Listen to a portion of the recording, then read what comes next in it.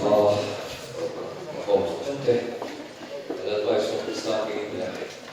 conference, Theological conference, voice of Japan, meaning today. The Pathianni, Pathianni, Chawhma, Sam, something Kunda, Sam, meeting, Sam, something Kunda, Sam, meeting. Oh, if I do, Alba, so I'm doing Zaro, Dictan, so I'm here for you already. Jing Changin Alba, me and so on to say, Therefore, free song, the meaning, Ama fucking Zaro, Ama so moi, Rasabula, Thomas Batman, Tiang to Robo, Lalba to Adika, Atildi, Song so, Rinong Taka, the ICG. Sitiakin Gracia de la Casabaita, Tarimina, your channel. One from Tia, and go to Anima Bani in Royal Comte, about the Green and about Sokalante, Nama, Olivia, Huncha, Sias Kavangin, it had a long to and in Laba, Vina, and Java, buying. Going to something about Traska, Kantu de Zai to the book, the about, to say to one about I bought Sanate, Shataka, Adina, to the bar. I think to win, Saturday, and Cote will just go but all came up and try to win any question of this time in Grandide. Let us one. Buat dulu deh. Kamu sebenarnya Bial siap tu semua cuma so tuan suruh orang apa buat dulu deh. Kamu ni suan di sunjung pasal cang. Itu suan Bial KGB siap dulu semua. Bial KGB conference besok berada. Tentang besok something saya kena buat suatu kisahnya sebagai konsep. And program day at Chawhma. Hey, joy ATS jump. I think to the there. Come in, not jump around this story in the minute. I don't know. I thought, we do it at the soap and then by the soap is starting to make a no. And program day the white Thailand. Try to become one as the big part leader and Trần Thủ Turin, Kapal, the Buya committee member, try to carry in the Shakira, the Nenga, Bial, Secretary Senior, by Alex Madanrting, Nenga, in Tantuatan, Bial Chairman, so they can succumb. Bial walk by Alexa Romasilla, the Nenga, Bial Secretary Nenga, the Light Hama, didn't Zago like Hama, the Nebaba. Madanrting pastor Bial Zago, Madanrting Coachman Zago, and Inkhawm, and took Wika, Pathianni Tuni, took one Kuntun Sami, and the speaker, Reverend Vawi, the Sala, the pastor and Inkhawm, things of no program, the White Thailand, Zago, Kadakat, Pathianni, the Kadakat, there's a wedding up, try to do it about Chawhma, assistant leader, Tantutan, Kambali, and Madanrting member. Zaipol Inkhawm, Madanrting pastor Bial Zaipol ring caution Zaipol. In the week the Inkhawm, Pathianni Tuni, one Sami, and speaker Reverend Vawi, the Sala, Bial pastor Inkhawm. In attend to grudge then, we write as a white army process and some trouble.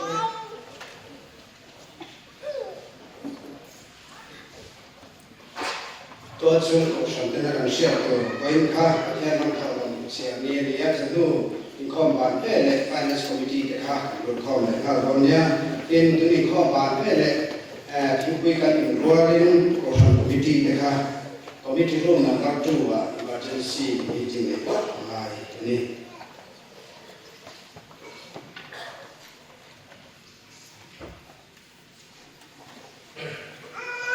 Let's last one. Trần Thủ Kapal, Buya, committee member and so on.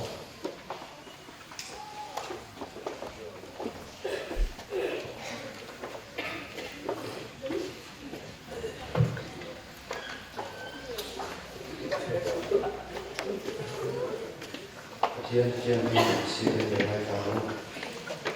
si può mettere in arte o la dicono quindi sai che c'è sono si quindi sai che c'è sono quella ha una azione non ma ne posso andare a Pathianni per anni til dia family of faith theological meeting so ange til chati ata Krista so sia momin ama so sia so til chati so kan na tin Pathianni what say yo ani yule untuk kui manasa tukwan bung sang in vela itil lan itil le tsu di le ro itil ti de reng ka Pathianni ni jabin ka si la sen tu la kan sa tan ni so se na jo chai ni lan ba Pathianni na ya ni de shai na de ro ni se ko ni ko se la sam le paru KGP parents voice of Maria Natal Paling and Shoy and Evan Lord to Russia for in Somalia Park of Duman to Zonzo, they are hotel and and social to a partner in Lalpa, the Guilela, Leo Katina in Mansakla, Ecoshan, with the Tanala Park, the name of the okay, and when you could follow and Lana. Just to a lot of family people that help with him means and then to come over the song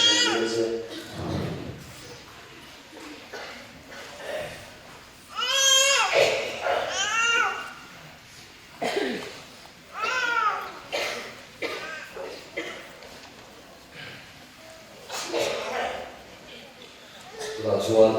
Pathianni na kan thil be kula khom na kan na hum kan ema kan han mai Pathianni fakte choi moi na conference tabu number song bawana kan sa la kan sak chawa kan thil be le chu ufa kan chu ko ni Pathianni na kan sak ko kan song ko dia kan samai na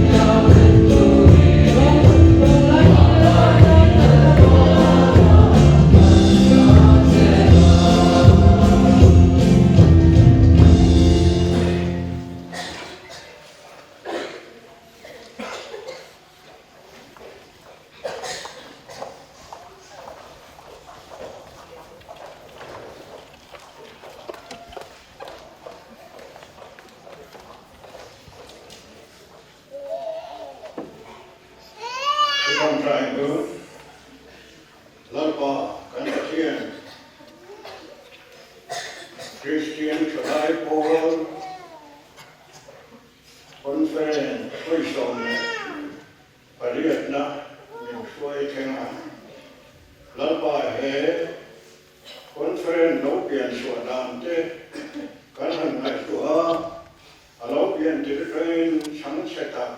但说你嘛是啦，那你哪里说是啦，注意你说一听啊，让听让说话好。Tunge kalanga, tunge suakang, kausan na tiwe, lain, heta hingga omti, Christian salai po,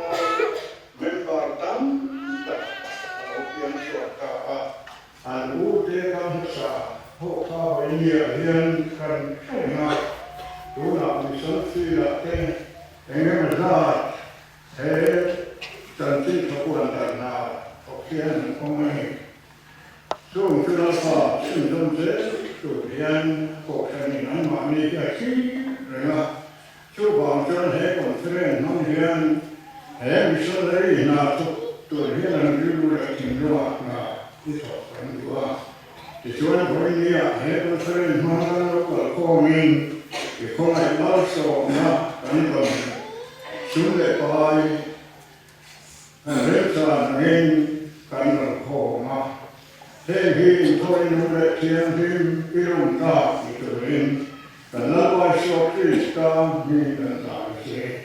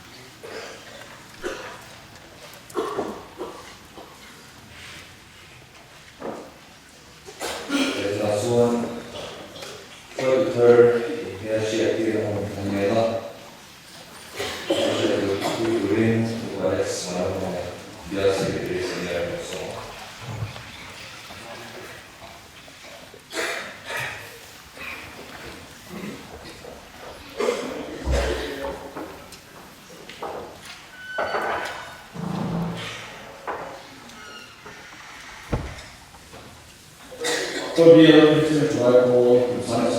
kute university neon sana on so initiative ta ni so dia office year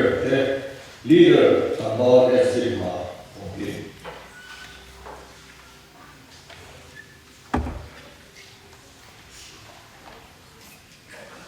leader about Henry Madanrting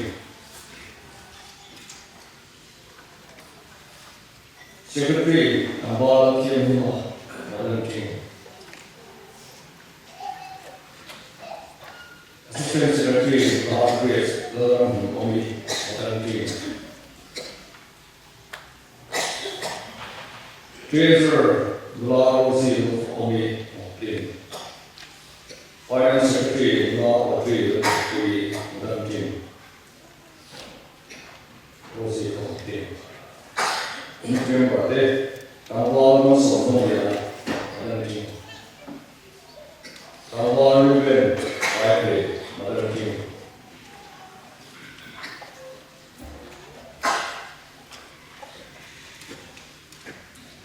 Kawan sendiri berkerja Madanrting. Kawan Vawi punya Madanrting.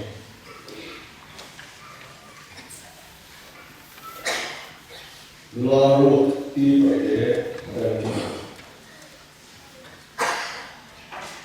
Kamu ada semua problem. Kamu ada problem problem.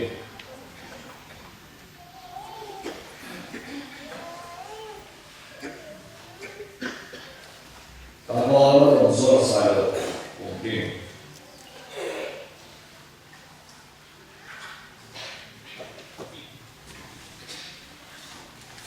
The Naval Learning Memorial, okay. Okay, yeah.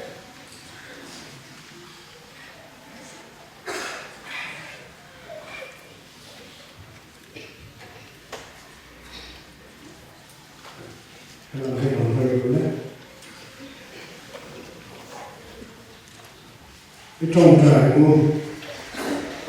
họ là tòa dân tập kiến trước tầng ngoài trường thì conference với song Pathianni mình là lớp tòa đó tapi mình mang tiền ra mình là mặt về rồi đến không thể nhìn nhận xuống lớp tòa quay được hai thằng là mình cái conference đó tapi kan hanya itu Pinagyan pa sunga tuway tukong sa isang di parolesyon di pasarit sunga Christian halay tuway tuturte kantan suwate lalpay maakanan din kuya lalpay kantan suwate hinihingan niya sakna nilawan niya subangin lalpay ng Inkhawm pagintran kuyin om kuila nangin piksakla lalpay anh nằm ta na thì có bất suất tuân đi dễ thì tu đến không ai na cả anh còn đi ra là pa anh xuôi trở lại thế là pa cái rồng gỗ tu anh đi in xia cho nên mà tất cả rồng gỗ dễ thì tu đến là pa này transfer là pa cái câu chuyện cái này khi ta rồng gỗ tu là thiên tu cái câu tu anh đi in ai sẽ Iya, setiap soal ni ko Kristen go tu le kian puru kan go tu ani lalpa an siata an suai chalai tena lalpa nama semsin sahen siat na man rotang kai ani ze ketori iti sana le yo kina karam di le lalpa mungkin dia saklo sam ni le lalpa na sam le hasana sa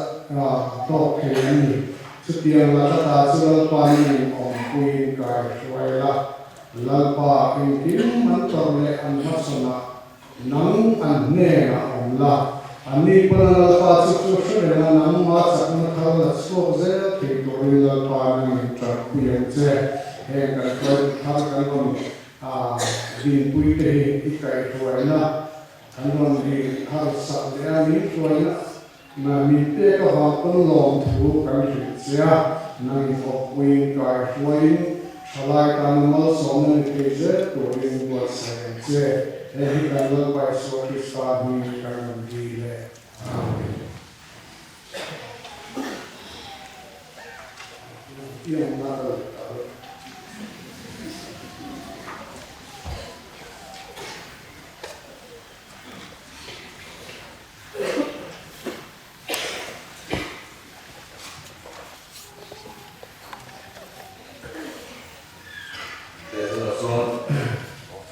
Bial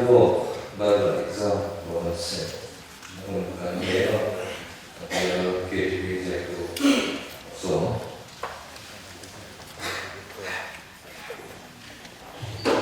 Untuk terbaik mereka jenis siswa akan examnya biar kami somni exam kali karena nilai mereka bukan suara baru menunjukkan buat sesuatu baru sekarang bukan sekarang karena ini kalau ini kan nomor ini kan biar cewek jadi kan bukan sensasi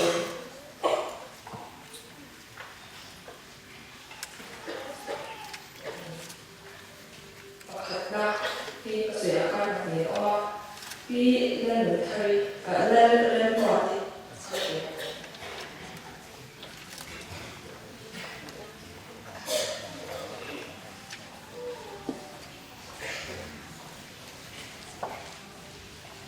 对，咱们直接可以手机的。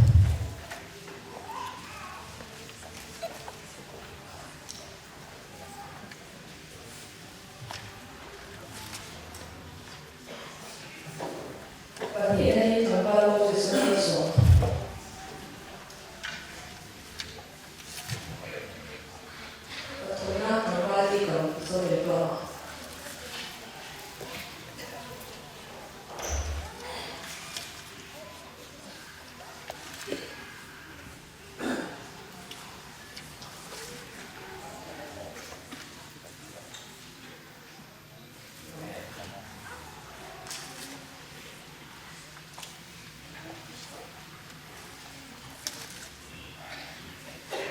그래서 저 자이고 자는 내가 사실 Madanrting của gia của cho Madanrting pastor ya sekarang kui itu pastor dan istilah kemudian kita harus sampai se let sudah Madanrting của gia của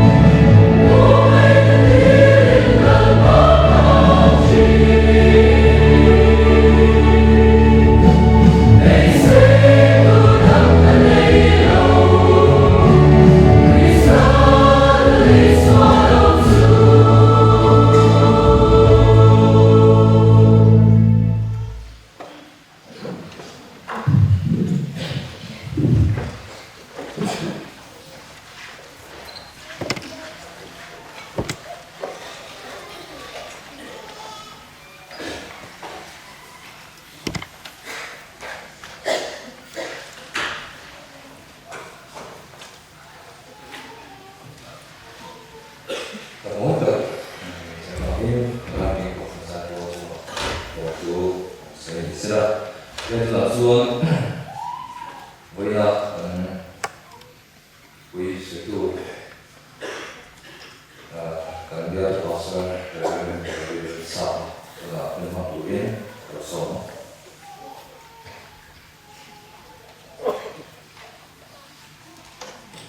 Bial PhD conference Madanrting Inkhawm Chawhma de dalpai sokisa min jibai sewa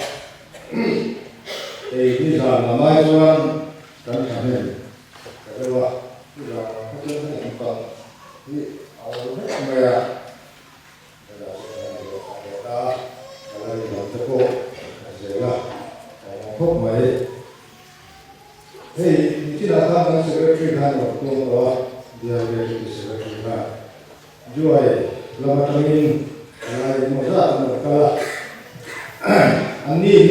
engkau kami ini kita lihat jual kau kan bukan kalau Cina itu apa yang punya ini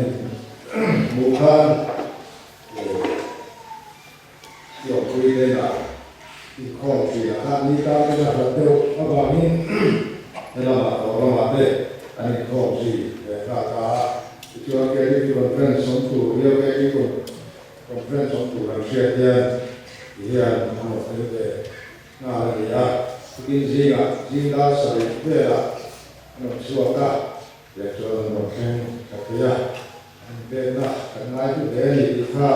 kata bahwa siapa kan dia saya foto juga ada tu sila kita mengawa Pathianni juga sila lagi sila soal yang dia dari kode somnya kan dibuat mana tujuan untung dan kata mengenai karena tujuan dimulai dengan oleh karena ungli dan kata-kata aku mengenai tujuan untung dan kata-kata tin sabi suruh orang ho dirkohnya asuhan dia jawab Pathianni kalau pasarnya arsi pasarnya kan itu asuhan itu dia dia Theological mungkin ikuti invela itulah lek itu dimulai. Itu yang Pathianni dimusuhin pensilau. Jadi cuman itu boleh kata lah, pemlah simbol. Invela jungin lu kalau yang pernah mereka untuk lonce pensilau. Kemudian yang ada oleh kawan bina bumi dan sama Pathianni boleh mulai tiga waktu Kristus Yesus Tuhan hai lama orang saling mengenai ini kira-kira tujuh orang ada mati kok zero dua kita kasih nanti kira-kira Zilla, Uyo, Zilpira di kanai pero hunna kengonsi, anbengke sa bangina mani uso ngin Zilpira kute, anhela angkom soha, anbengke sutuka, lawa ansunga, tontulang panin sante bang,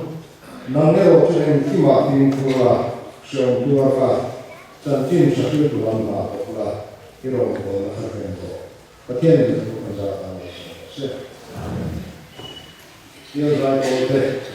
bahasa sebelum bersama.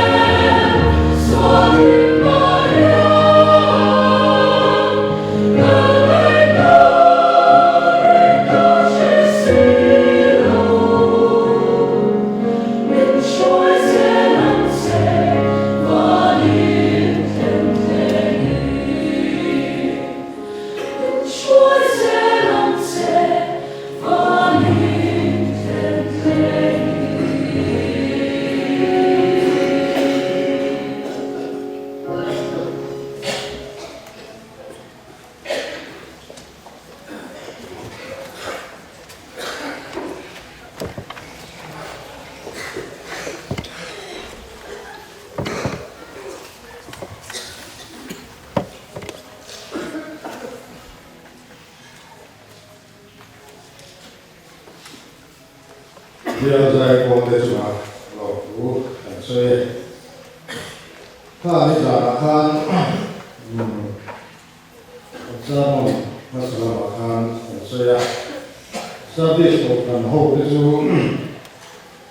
kalau kita tahu mani boleh jadi mana pintar ane juga boleh kan saya itu yang kalau kita le kalau ya ne Theological ramai akan juga service kuah boleh berat ne lapin nama tu dia menjual Kristian itu an khosian dia ne sama ngai zamna ne Pathian tua impact tak tua na awam hora tak jatuh deh kan saya itu nali suan awal karena itu lek tekat di numero ati cuma awal karena nena tuan nena sesuai ngai zawa tu dia jual tulai kowe jual service kuah aku tak untuk masalah service kuah acuan Kristian ni sama besok anu kali dijual deh saya nung tak inan lama nung hingan kuah di masalah kisi ani jual tidak sampai anu mani di nunggu kerap dia ni maka anu satu kali dijual saya Acuan hiuti hina anne gawa sakna anne gawa kobial ni ai zowa mithiu wang cheng mo so acuan chuan chu dia ang ko kran anni chu boya kan ko kran kan ni me ka hian Christian chalai ko kan ni na me ka hian eng ange kan din mun ti kha inen chian atan kan ta so kha ania boya hian kan kong kran ni na de Christian chalai ko kan ni na ke tri kan ni na te hian ornamental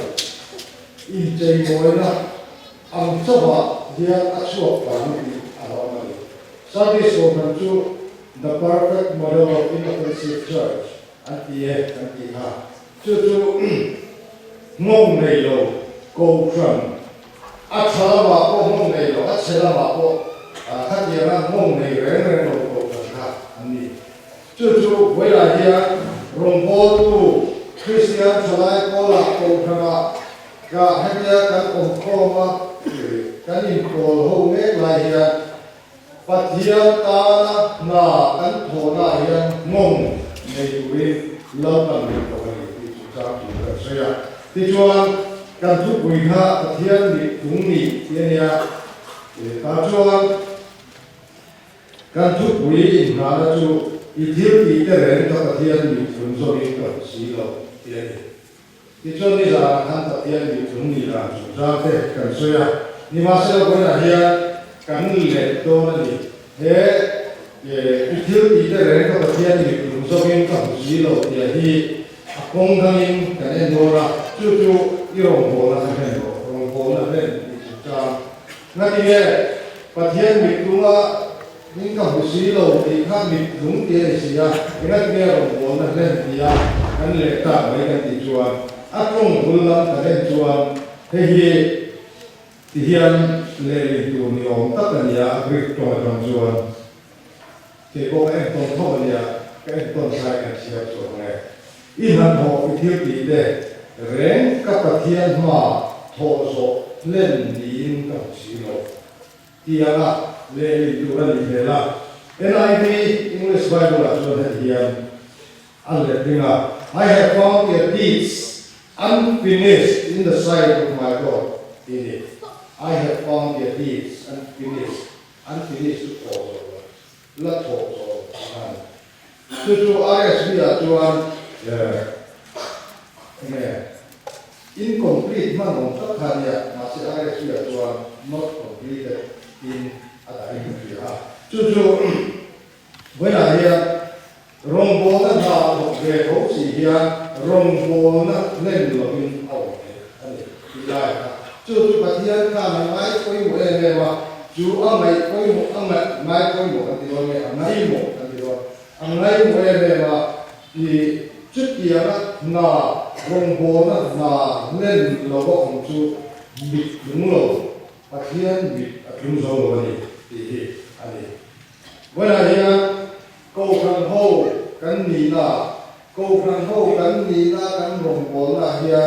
kan na Pathian ma kan na hi kan hen tak me kan ti kha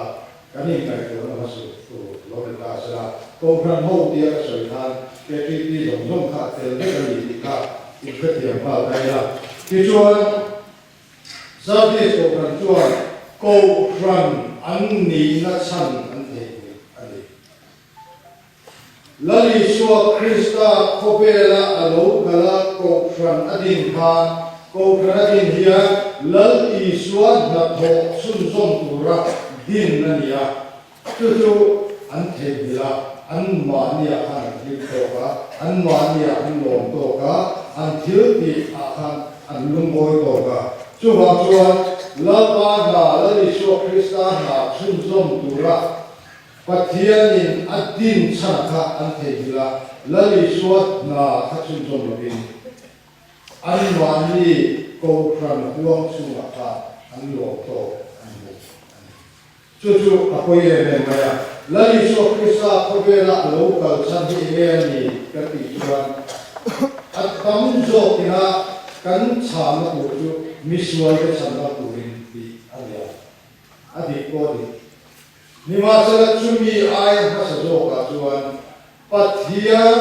hi Pathian ania rin tu tak ani ti khobe bin asia theta tu le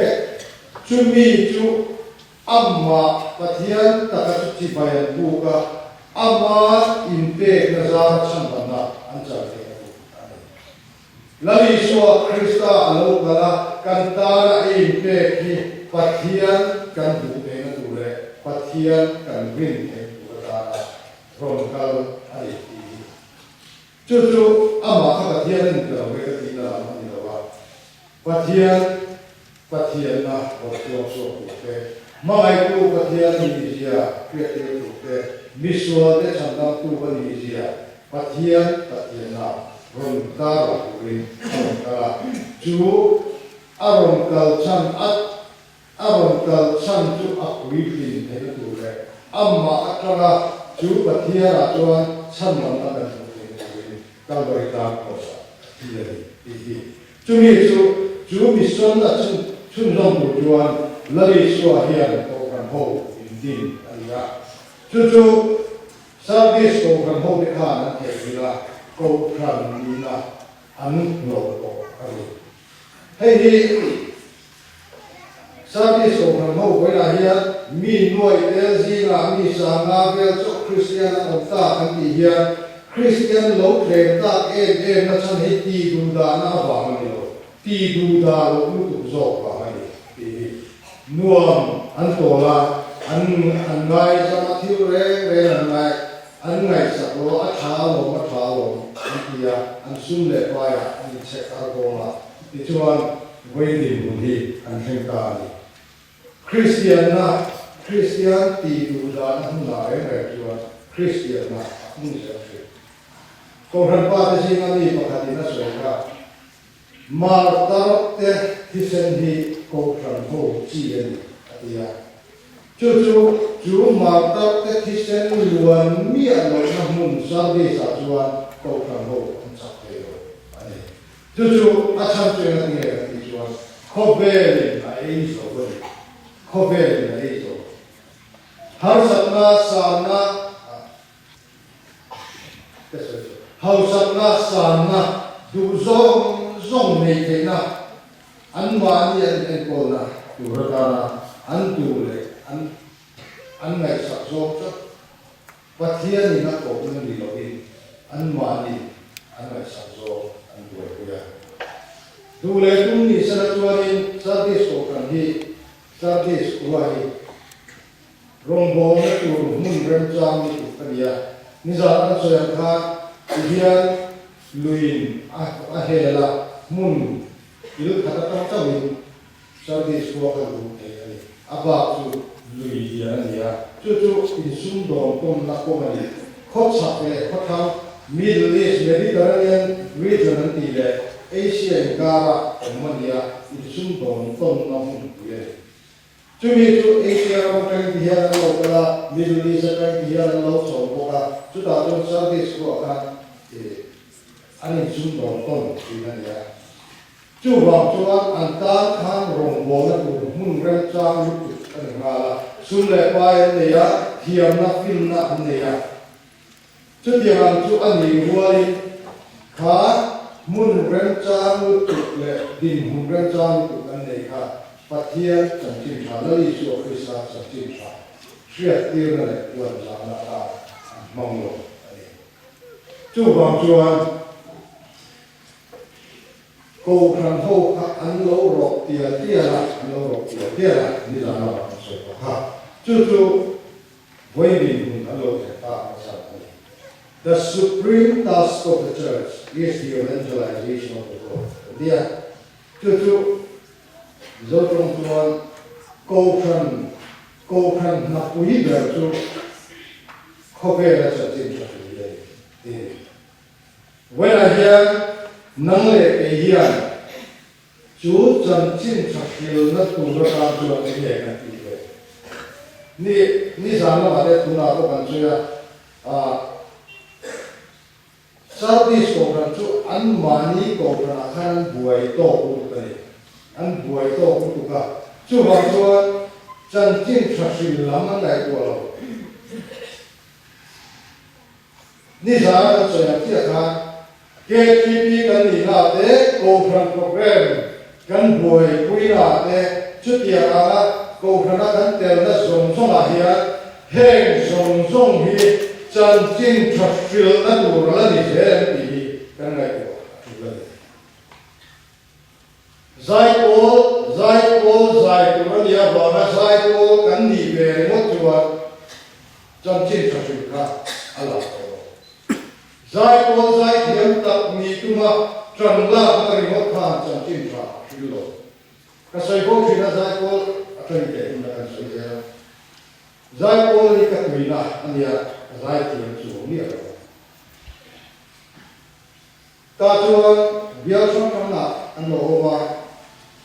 ka sai hi a thin chu ko kan zai ko ni mo Bial zai ko ni mo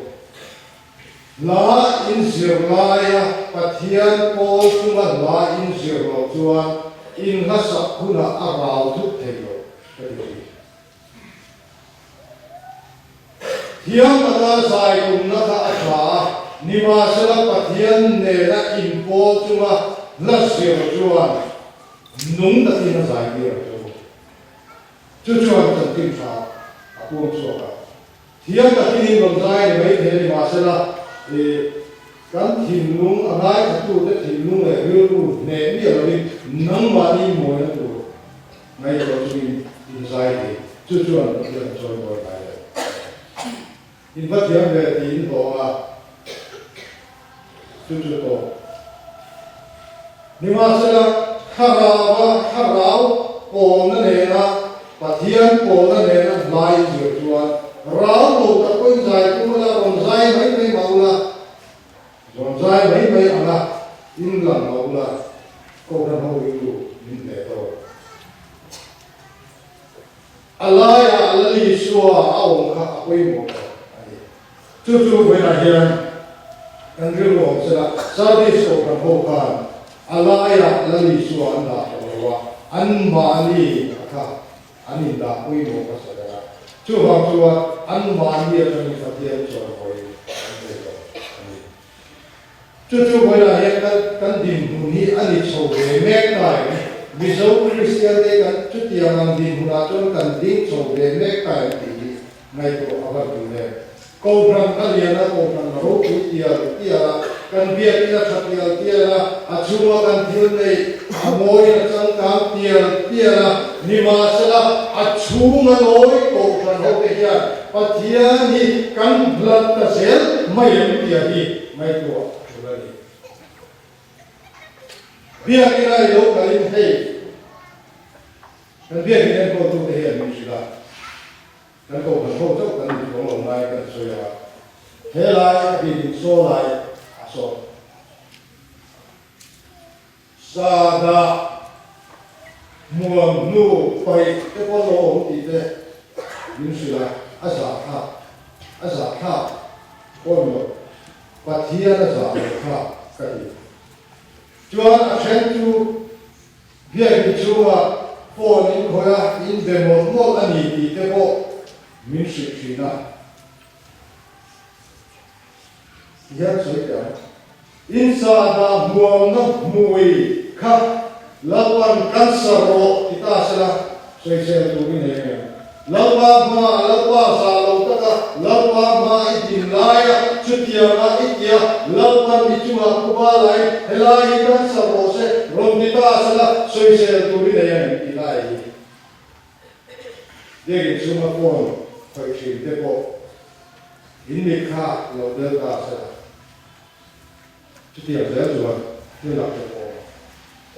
Pathianni ma si bai ku pura kan lo kal ta nia la ya Allah ya apoi mo pera kan thin lung hongin lawa ma ani hong dar ki ilai chung te chu apoi mo le ani chu bai la hian kan rilwa ngai ko zui kai la Pathianni kan biak na hun te Pathianni kan biak dal te biar na dia kan tiap chi song song lo chang ka tiap tiap le amam ro kan nei chang ka tiap tiap le kan in chei na thong lo a chang ka tiap tiap lai ya lawa ne na kan in zom na hi a pan tiap tiap ka mai ne ni hoi la ya in ngai hoi la thlai chu kan ni lo ek digame lawa ne na in ko la lawa ne na thu idon na nu numero i zotai la Pathianni ganera thu se kalong ta lim ta ka ha hok mai han ti hun nam ka entinge ni hun ka ilai chutia lam din hun chu wela hian kan mai poi mo awan poi mo chutia lo chuan sarde so ka hian kanong de so se la ti alo ani mizo zinga mizo te kan chang ka tia la kan che ve la nam te le khai kin chuan anol puya chang ka na kai go be kan hiam inari no ma chutia ani lai chuan Pathianni na annama Pathianni kan in po na chu ka tia ta me ni Manio ako kan huwa Facebook ate WhatsApp ate Pathianni om ring lo tu cha ku Pathianni mizo pa nge Pathianni ko ma ni ka ko so te kan lo ta se la kan nom sa lu ba te kan ha dom lu ba te hiya Pathianni thurin aya science le philosophy mai sam zo na thim lung te ko kan lo pu chu te se ni chutia lam din huna chuan kan lo ma helai hian he Pathianni thu Bible thu hi khobelian engtika ma engtiklai mai ala nial thlai lo ba Pathianni thu kan su fia tiklo avara kan su fia su avara fia su to ba ni ma sala Pathianni thu he Bible thu hi khobel thiam le tin na ya engtika ma ala nial thlai lo ala din na chu bhai ra hian trela philosophy atana kan sirdan chuan chutia khatiam chuan ni ya chutia chuan tia philosophy na soi zo ka hi arin om zo ma kain ka kira Pathianni philosophy theilo Pathianni philosophy theilo aum nge ni i ko philosophy lo chutia ma chu philosophy din shu ta hi kom kom ka ti zo ti te ko ando ka se la science na soi pia da hi kom kom ka ti zo ti lo ka se la ni ma sa na hi sia mo science in amu chua zong a hi e bai ku dia lo se lo a di de cho na soi lo ni ma sa Bible dik zia Pathianni dik zia hi science ya a lo pia zo siam tuam lo ha khawe lo ang mai mai na te the big bang theory is song te ko am soya chi tiang chuan big bang theory mo po shil pia dan to chang science in a soma niwa sela atto ho a chuan pathian tel lo chuan he ni thil om the lo ni ti hi an thu tu na du an ni ka nai ko acham chu the first law of science a chuan first law of science a chuan thil ti tu om lo bin thil lo there is no reaction without an action. This is the first law of science. Chu ani le pathian chu tu chiang ngai pathian chu cha tu mi ani ti kha ani ya siam tu le lai lo x ni hai lo chu ba chuan boina hian hetiala khope li na azir chiang na khope li na azir chiang na thia na alo san chho te lai hian pathian thu dik zia le pathian thu kom la zia a ko mo zel zo ni kan ko ma kan mi chung pin na hian a hu chua zo no wa hey science chuan law of design te dia design tu mo bin ki lo ini sa pon chuan architect le kami in sa ta design tu kha hai ko dia Nogani siya kong tu nogani kan tu a sejong ke tu le a sejong a zao hatia ko no ida ne o mong ti jong design tu ba ho mai chu mi ong lo chuan ti lo ong ke lo ti chu ti a ni lai chuan ko ve li big bang theory a chong in a mai na lo i sia na ni ti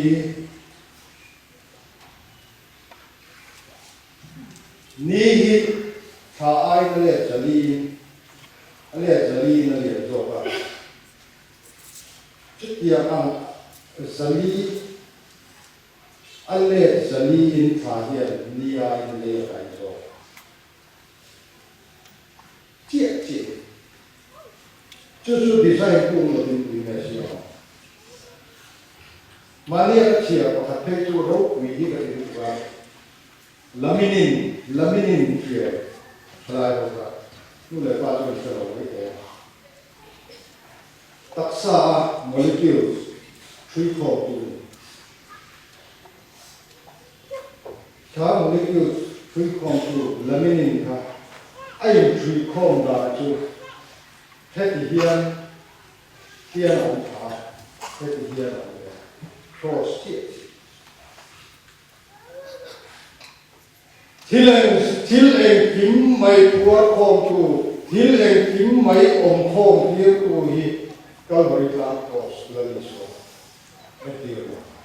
pha tu pa ni wena hian khobe hian zir ma sela pathian tel lo chuan he thil hi om thei lo ani ti hi a mu chuak pia te la a pom nui na pom lo pom lo bai Pathian om ring lo tu hian rin na ni angaya pathian om ring tu point rin na ni angaya pathian om ring lo tu ra rin na nei ai pathian om ringa chatuan nun na nei tu ra ring tu ni ke chuan kham zo chu ba hian kan soi lu a kan nom sak nu tu ta ba te Khober pin alo sang zel ta kawama mishringin pathian ahlam chia te lai hian ke ni ko hian kan nom saka thil kan kriat tam tel hian pathian ro prizia muchuak zo kila lalpa omnu bani ya mingai ti tu mirobin tia kha wena hian kan soi du le a chu pathian ni tu ta ani sumle pai hau sakna anuma chu sumle pai hau sakna an umna chuan ti tu da tel miel nan mani le an mani kha chatuan borona an ka lu ta an kha te theng point an mani mai ni lo an kha te theng kwa chatuan borona chatuan premhuna an lu na turin pathian huai khobel sumle pai le hau sakna an khamzo ani Với lại hiện căn không về là hiện materialistic world cái gì ta hậu sang na sung le pai na không về là gì ta chút đi lại chuan chất chuan nun na mà cán curin Pathianni min có ba min đua thu chút hiểu rồi hun là cái hun rồi bạn có bây giờ rồi cái gì hun rồi anh cô mà na usang ni về rồi đó anh thu gì vậy thao thì anh mà theo cô là đâu gì vậy giờ tiền là gì anh ngày về đâu cũng đâu khen ngon gì anh bên cái gì đó vào mình thu tập anh ngày về đâu anh mà đi uống giờ tiền cụ thể anh khó mà anh bên chút thu tập là anh chung với lại anh Pathian thu tập ai ngày khác nguồn cái gì rồi cái Pathian thu tập ai cái ngày bút rồi cái ngày thu quỷ rồi tu hiếu tâm tập rồi ta chút tiền ta là chuan năng lệ cái gì cái đó chút tiền cũng là tiền Christian cái này là chuan thu chút hiếu rồi cái rong bò nó cái rồi thì là cái mình rồi thì chuan sung lệ cái bu mà hậu sắc na thiam na pin na te cái bu mà chút tiền là mình đi mua là anh đi lại chuan với lại hiện năng lệ cái gì anh nghe cái gì tu tia kha cái rưu liền sẽ là hey khát giờ mà sung lệ phải na tu ra ta na mission khát đi na mission nam khát đi là thế lại chuan cái nông lộ lại mission mà chuan cái chuyện cái tu ni cha em thế rong bol na riu pu ni silo ni ma sa khotla na understanding si net tu ra ta te chuan an mani in propagate self development mani project the na tu ra ta te khotla na lo wang sa in leadership training na ta na lo mong ka ti khan ko ve la thiu ti the na tu ko ve la cái interview an wa thuna anh thiam cái là tụi con interview thiam nó để life skill cái điểm gì mà hát thiam mình chỉ sống trong anh thiam cái là tụi con cái chi tiêu thì không về nó để cái chi cái suy tu thì cha hát thiam anh for self propagation mà ha chút thiam anh chút along không lấy cổ phần hát thiam along không thì hát chút lòng lúc tụi con chặt gì là cổ phần được gì mà ta niwa sera chu lapan ko san bin san alo nang le ke hi ama bun sui tu ra min ko san alo ba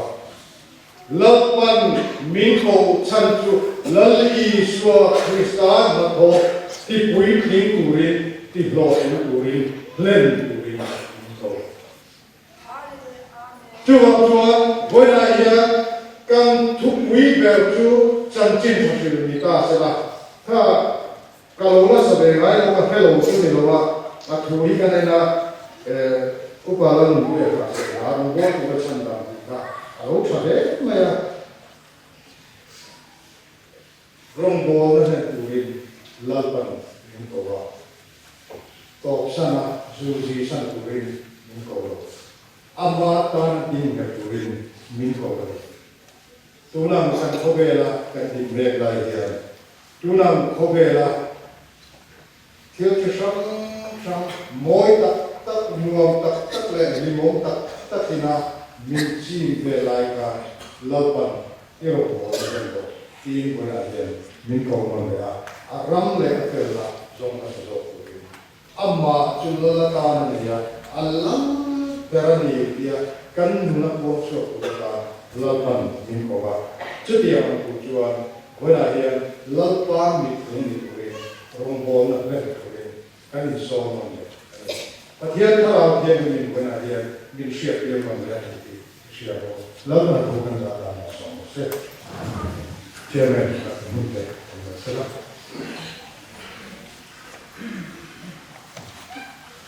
sa ro kita Pathian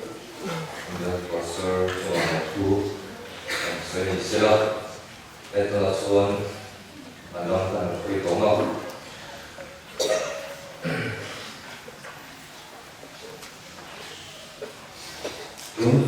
Chawhma kan tholong la kong za jeng sing khat sang sari som le tonga jeng sing khat sang sari som le tonga ni e. Atop na conference tabu number som thum paruk na